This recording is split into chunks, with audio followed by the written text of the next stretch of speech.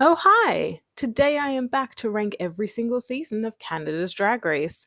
Just so you know, I am not including Canada vs. the World 1 and 2, we are just sticking with regular seasons here.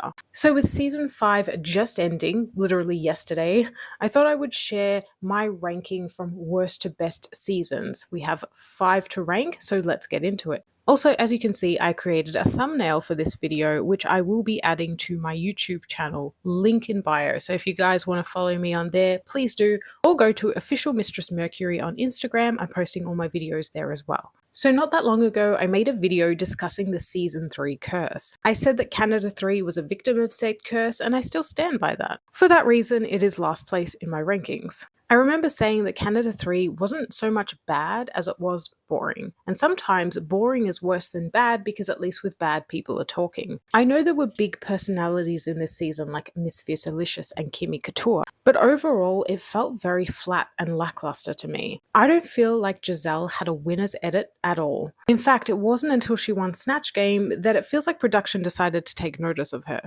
I hated the finale song, True North Strong and Fierce, hated it. Also, the judging was a hot mess in this season. Lady Boom Boom deserved to go so much further than she did. I was also shocked that Bombay left as early as she did. And I stand by the fact that I don't think Chaos should have been in the bottom for the design challenge. It just didn't work for me, and therefore it is in last place. I'm so sorry. Second last, we have Canada Season 5. Okay, this might surprise you guys, but this was not one of my favorite Canada seasons. I'm glad that they used the Golden Beaver again, but I think with a twist like that, nothing hits as hard as when they do it the first time. In season 4, that was when the Golden Beaver was the most exciting and fresh. Also, the lip sync slay off challenge that was done in season 4 was done so much better. They did it in teams here, and I feel like they just decided to pick the Virgo Queen as the winner with no real justification. And because we know she ended up winning, to me that just felt like it was overly produced. They were pushing Virgo to win, even if there were episodes where she didn't really need that win or that it was truly justified. It was very predictable from the jump that Virgo was going to win. It didn't matter that she dipped in the middle, that she faded, that Minnie Wang had a really good track record. They had her in mind from the beginning, and that doesn't mean that she didn't deserve it, but I don't like seasons like this. I like seasons where it's fair, where they're not pushing so hard, where it's sort of a build up, you don't know what's going to happen in that finale. And for me, I knew where it was going very, very quickly. For me, the strengths of this season were the cast. Some of my favorites were Michaela, Perla, Sangina, Jaylene Time, Helena Poison, etc. I also really like some of the challenges. I liked Go Off Queen. I really liked the episode where they designed looks for Brooklyn Heights. I liked the 90s theme challenge. But on the other hand, there were challenges that I hated, like the What Just Happened talk show in the semi-finals, and that Snatch Game was one of the worst I've ever seen. I'm sorry I couldn't put Canada 5 higher, but this is where it lands. So in third place we have Canada Season 1. Now, when Canada 1 first aired, I was obsessed with it. In fact, I have rewatched this season a lot, maybe more than US franchise seasons. I love Canada 1 and I love rewatching it. However, upon reflection, I realized it is a little bit problematic and chaotic. Firstly, Rita Baga was overly pushed and favored by production, which would have made sense if she won in the end, but she didn't. And if you don't believe that she was favored, she won the very first challenge, the design challenge, wearing this. When Anastasia Anakwe made a puffer jacket. She made a puffer jacket in the design challenge. And Rita Baga won wearing this. Secondly, and I think a lot of the fans can agree, the whole Jeffrey Boyer Chapman thing was really uncomfortable to watch. I don't think he was a very good judge. He came across as a bit too big for his britches, but then the result of that is that he was viciously attacked online, he left and never came back. This was also the only season we had Stacey McKenzie as a judge, which I really liked. Not to mention, I wasn't a huge fan of what Brooklyn said about Ilona Verley's natural butt. I think it's something that in hindsight she has come to regret.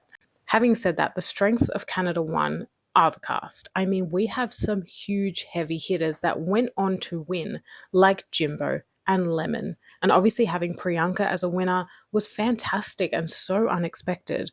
I love Not Sorry About It. I play it all the time. Kiki Wanna Kai Kai, but none of these queens are my type is an earworm that I still quote randomly.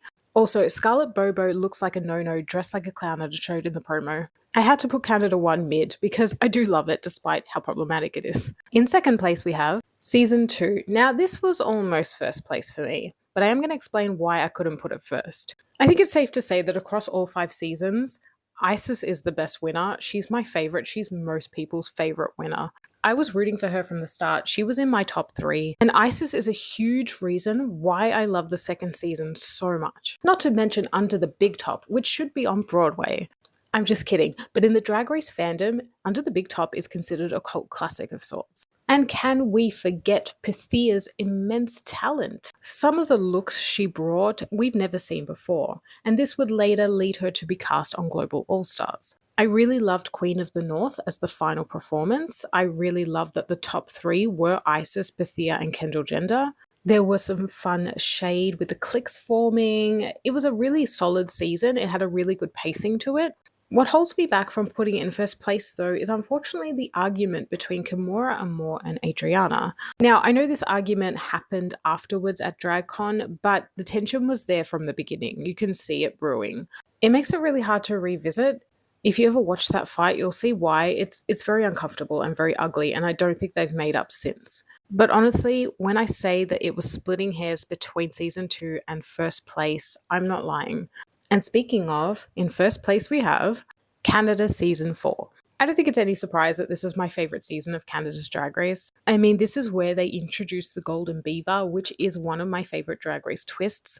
I feel like after a season 3 curse, we got a season 4 blessing. We had the rosebuds in the first episode, which I think worked better in season 4 than it did Canada 5. We had Melinda Verga. Do I need to say more? She gave me everything I wanted. Her winning Snatch Game was so unexpected, and it is still one of my favorite Snatch Game performances to this day. We had the lip sync slay-offs that worked amazingly. We had trans representation, both male and female, with Denim and the Girlfriend Experience. Indigenous representation with our winner, Venus. An older cast member who won Miss Congeniality, Kitten Caboodle, which is very similar to Jaylene Time winning Miss Congeniality on season 5.